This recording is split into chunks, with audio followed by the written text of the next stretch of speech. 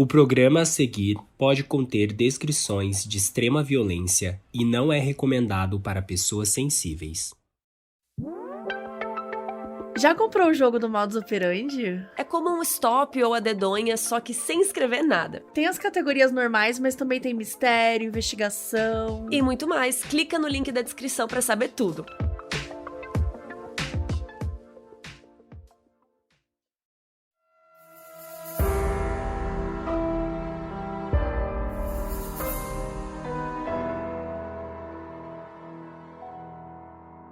Eu sou a Mabê.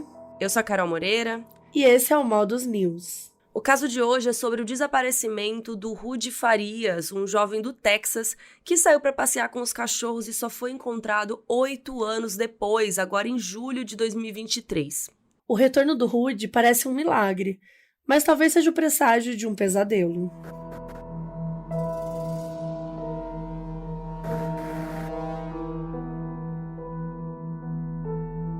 Oi, gente, vocês repararam que esse episódio tá um pouco diferente? Sim, esse aqui é o Modus News, em que a gente conta e explica notícias que estão rolando agora que tenham a ver com o nosso universo. Só que esse conteúdo é só pra quem assina e nos apoia no Orelo. Apoiando a gente, você tem acesso a esse conteúdo aqui semanal, que a gente vai dar uma amostra grátis pra vocês, além de sorteios, gravação ao vivo e episódio normal inteiro extra, que só tem na Orelo. E além disso, além do Modus News, a gente tem o Modus Indica, que a gente fala de alguma série ou documentário do momento. O próximo que a gente vai fazer vai ser sobre o caso da Maia, uma menina que tinha uma doença raríssima, que levou muito tempo para os pais descobrirem, o que ela tinha e conseguirem tratar isso. Só que um dia eles levaram ela no hospital e eles perderam a guarda da filha.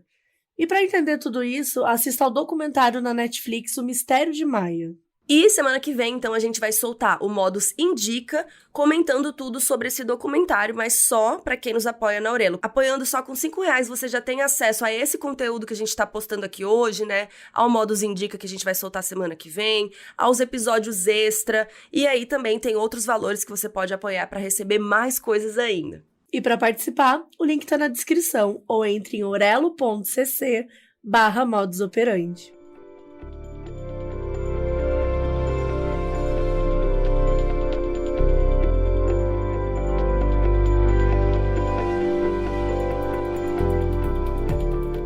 Antes da gente começar o episódio, depois que a gente já tinha escrito e tal, e também nem sei se é tão relevante assim pra gente escrever um episódio inteiro sobre isso, mas a Leslie Van Houten, que era uma das pessoas que participou ali dos crimes do Charles Manson, que a gente já contou aqui no Modus também, ela foi solta agora no dia 11 de julho de 2023. E ela estava presa há mais de 50 anos, Inclusive, várias vezes ela estava prestes a sair da prisão, mas acontecia todo um investimento da família das vítimas, que eles pediam, faziam petições e tudo mais para mantê-la na prisão. Então é muito chocante que dessa vez, depois de 53 anos, ela vai ser a primeira assassina dessa conhecida como família Manson, a deixar a prisão. Ela vai continuar incondicional, e se tiver mais alguma atualização desse caso aí também, a gente traz aqui no Modus News depois para vocês. Então vamos ao nosso caso de hoje.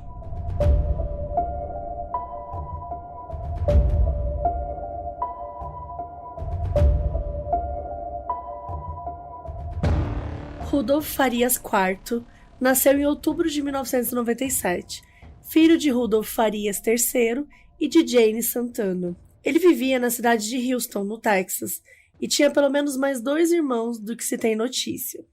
Um deles, mais velho, se chamava Charles, e o outro era o meio-irmão, o filho do seu pai com outra mulher, que é apenas 9 meses mais novo do que ele. E o detalhe é que esse outro garoto tem o mesmo nome do Rudy, do caso de hoje.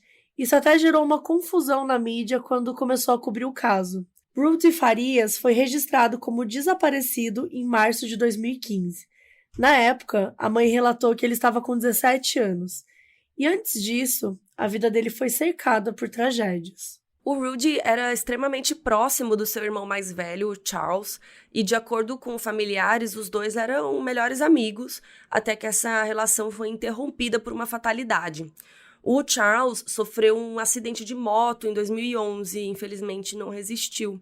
O Rudy e a mãe, Jenny, foram algumas das primeiras pessoas a chegarem no local e, segundo relatos, eles presenciaram os últimos suspiros do Charles. Deve ser muito traumático, né? 3 anos mais tarde, o Rudy enfrentou mais uma perda. O pai dele também, Rudy, né? O Rudy Farias III, ele tirou sua própria vida. O pai ali, ele era policial na cidade de Houston e ele se envolveu em um esquema de fraude de multas de trânsito por excesso de velocidade. Mais 3 membros da polícia estavam envolvidos e o grupo manipulava o sistema de presença dos profissionais durante as operações de fiscalização. Uma das coisas que eles faziam, por exemplo, era falar que um oficial estava ali, mas na verdade não estava. O objetivo era aumentar o volume de horas extras deles, para ganhar mais dinheiro da corporação. E eles foram descobertos quando notaram que o mesmo policial estava aplicando multas ao mesmo tempo em lugares diferentes. E segundo registros, em seus 3 últimos anos como policial, o pai do Rudy chegou a receber $158 mil só de horas extras. Quando o esquema foi flagrado, os envolvidos foram dispensados. E pouco depois de entregar o distintivo, Rudy Farias III entrou em sua viatura e atirou contra si mesmo. Outros policiais viram um clarão à distância e, quando se aproximaram, encontraram o homem. Ele morreu em 2014, aos 51 anos, e serviu por 21 anos na polícia. Quando o pai do Rudy faleceu em 2014, o garoto ainda sofria com o trauma da perda do irmão, né, do Charles. Segundo o jornal The Mirror, na época, o Rudy recebeu o diagnóstico de transtorno de estresse pós-traumático, ansiedade e depressão. Até que, aos 17 anos, ele desapareceu. No dia 6 de março de 2015, o Rudy saiu da sua casa lá em Houston para passear com seus 2 cachorros por volta das 6 da tarde. Segundo a mãe, a Jenny, um dos animais voltou para casa sozinho, horas depois, e o outro só no dia seguinte. Aí no dia 7, no dia seguinte, a Jenny procurou a polícia para registrar o desaparecimento do filho, e uma busca incessante começou. Outdoors foram espalhados pela cidade de Houston e cartazes também foram amplamente divulgados, inclusive nas redes sociais. O flyer sempre tinha a mesma foto e o Rudy era descrito como um jovem hispânico de 17 anos, cabelos castanhos e medindo cerca de 1,76 m. Logo embaixo, um breve texto explicava que o Rudy era asmático e divulgava os detalhes da sua saúde mental. Também mencionava que ele já tinha tentado tirar a própria vida anteriormente. Durante as primeiras buscas, a polícia chegou a encontrar a bomba de asma do garoto no bairro, mas nada mais. Algumas instituições e ONGs de auxílio a famílias de desaparecidos também se engajaram no caso, como o Texas for the Missing e a GoFund. Essa última, inclusive, chegou a arrecadar mais de $2 mil para ajudar a encontrar o garoto. A campanha para encontrar o Rudy continuou até o dia 1º de julho de 2023, quando ele foi finalmente encontrado dormindo em frente a uma igreja de Houston. Segundo a emissora KTRK, afiliada da CNN, foi uma ligação ao 911, né, a polícia ali, que levou a polícia até lá.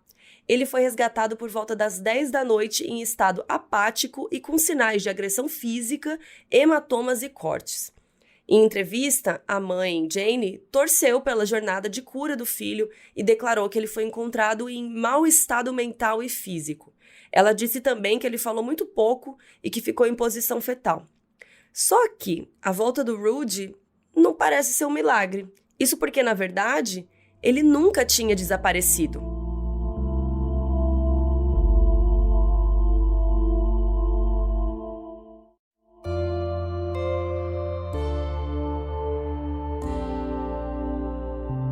Logo que foi resgatado no início de julho, o Rudy foi hospitalizado e ficou em observação.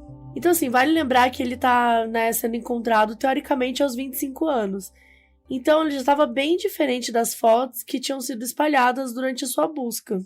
E aí começaram as perguntas por onde esse menino andou, durante todo esse tempo, o que de fato aconteceu. E a polícia começou a montar o quebra-cabeça. De acordo com o tenente Christopher Zamora, o Rudy Farias jamais ficou 8 anos longe de casa, e que talvez teria ficado no máximo umas 24 horas. Como assim?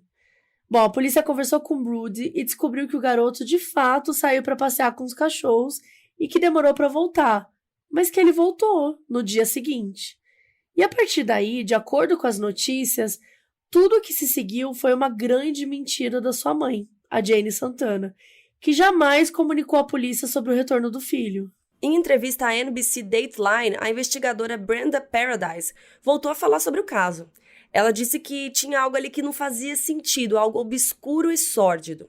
Ela trabalhou durante os anos no desaparecimento do Rudy, né? E ela relatou que uma série de rumores sobre ele estar no bairro vieram à tona e a mãe sempre negava. Vizinhos do Rudy e da mãe deram entrevistas para a ABC News de Houston e se mostraram surpresos com a volta do Rudy, porque para eles ele nunca tinha sumido.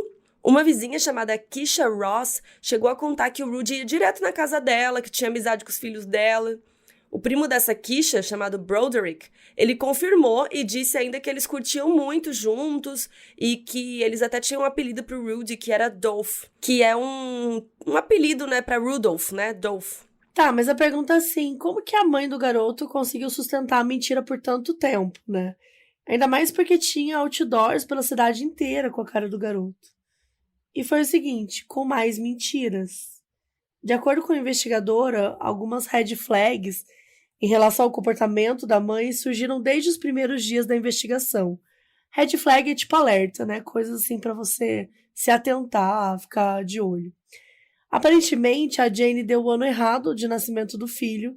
Ela tinha dito que ele tinha 17 anos, quando na verdade ele tinha 18. Isso também gera uma certa dúvida com relação à idade atual dele.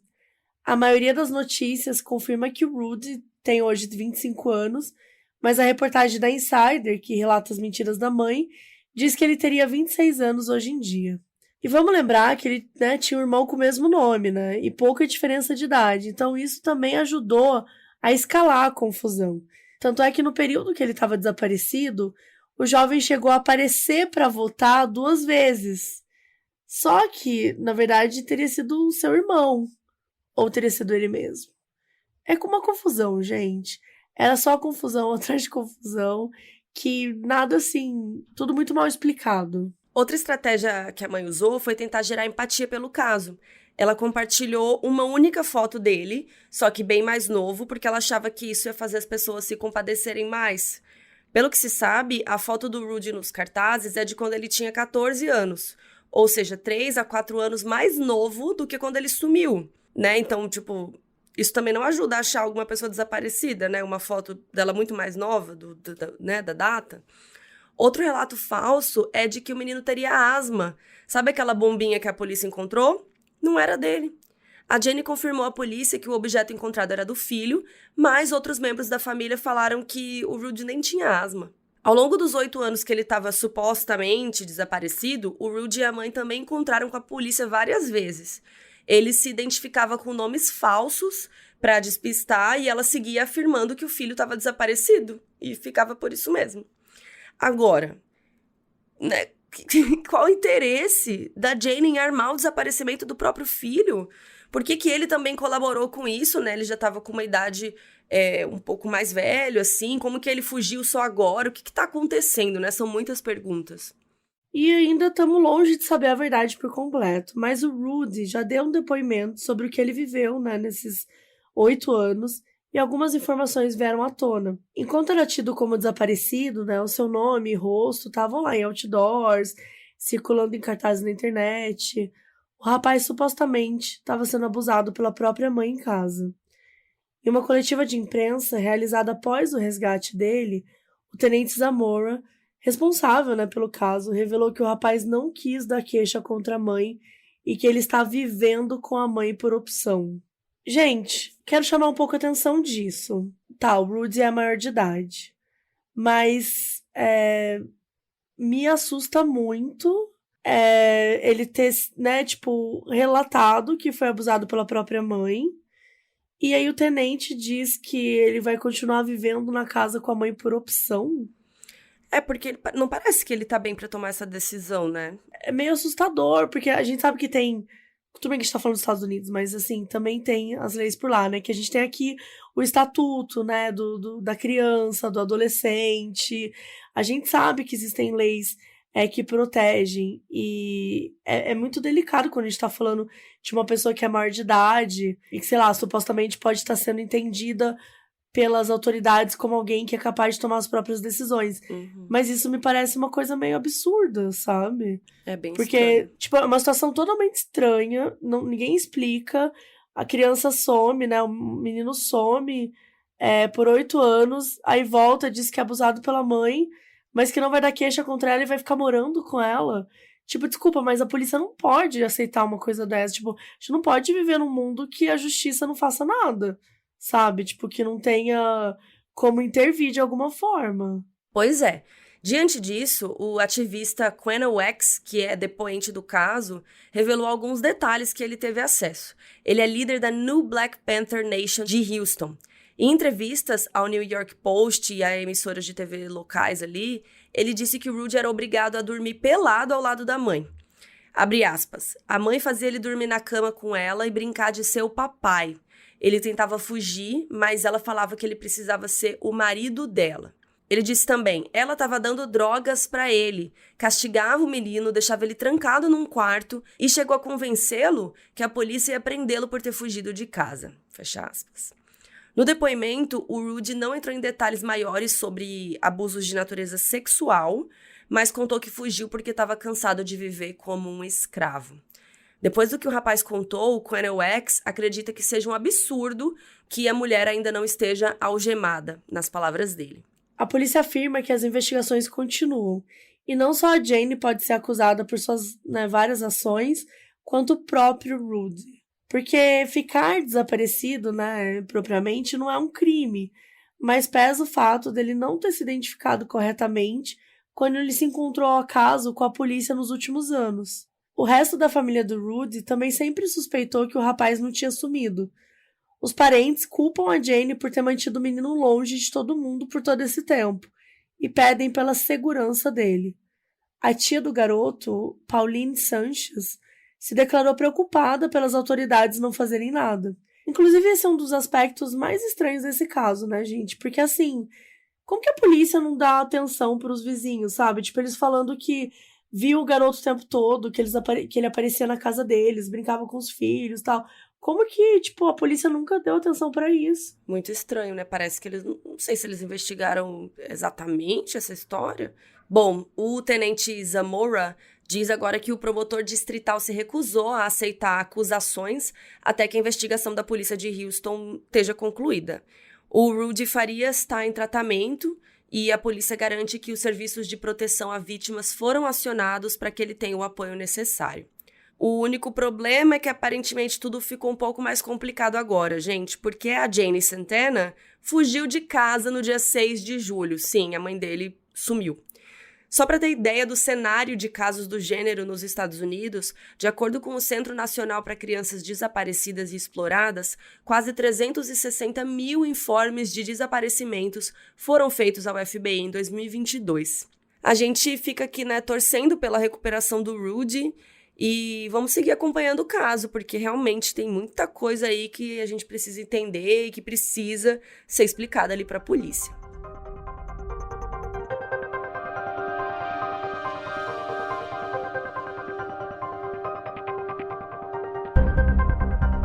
E é muito estranho, esse caso, tipo...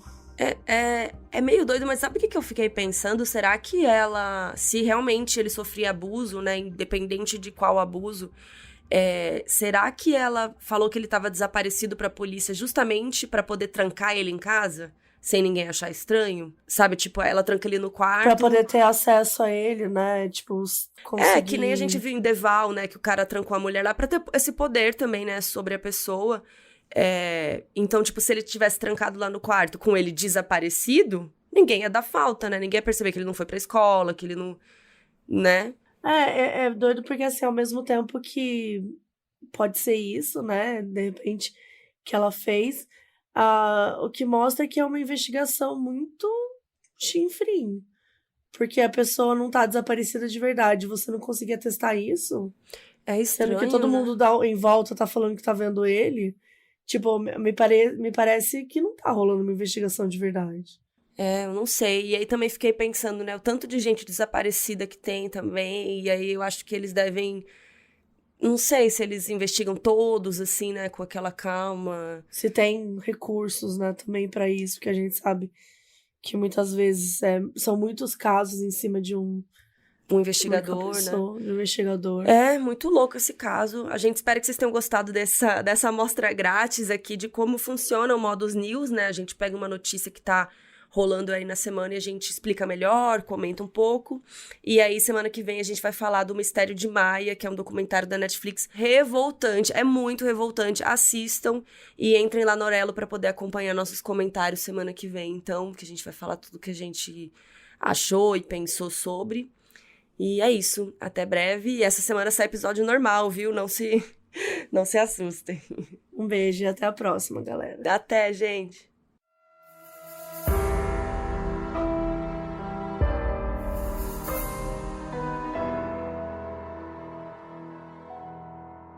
O aviso no início desse episódio foi gravado pelo Rafael Magalhães, que é nosso apoiador na Aurelo.